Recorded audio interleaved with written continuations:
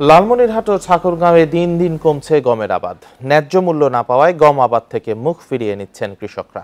এর বদলে ভুট্টা, আলু, তামাক সহ অন্যান্য ফসল চাষাবাদে ঝুঁকছেন। 1, 2, 3 ঢাকায় জমি জিতে নিন 100% ক্যাশব্যাক সহ 20 কোটি টাকার পুরস্কার। 2016-17 অর্থ বছরে ঠাকুরগাঁওয়ে ৬৭,৮২০ হেক্টর জমিতে গম চাষ হয়। 2023-24 অর্থ বছরে আবাদ নেমেছে 30,000 হেক্টরের নিচে, 7 বছরে অর্ধেকের কম।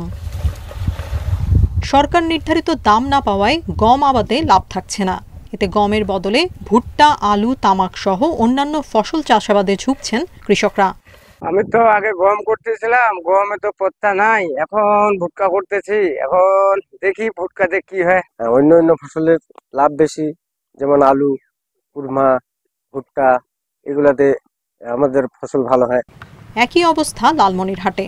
চলতি মৌসুমে সেখানে মাত্র 935 হেক্টর জমিতে গম আবাদ হয়েছে, যা লক্ষ্যমাত্রার চেয়ে 65 হেক্টর কম।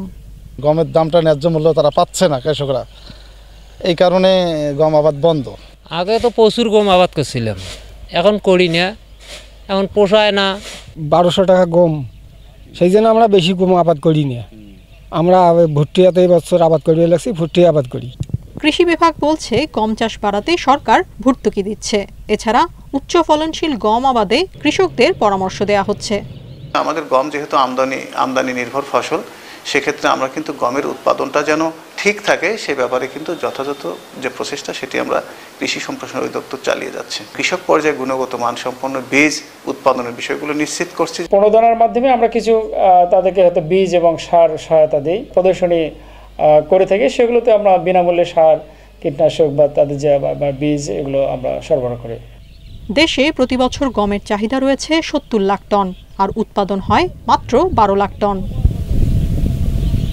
Tania Nasrin, Independent news.